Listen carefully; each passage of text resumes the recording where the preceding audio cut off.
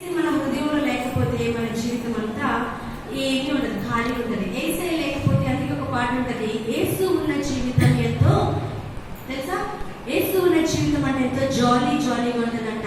యేసు లేని జీవితం ఒకటి ఖాళీ ఖాళీ ఖాళీ అనే పాట ఉంటుంది. తెలుసా మీకు సండే స్కూల్ సాంగ్?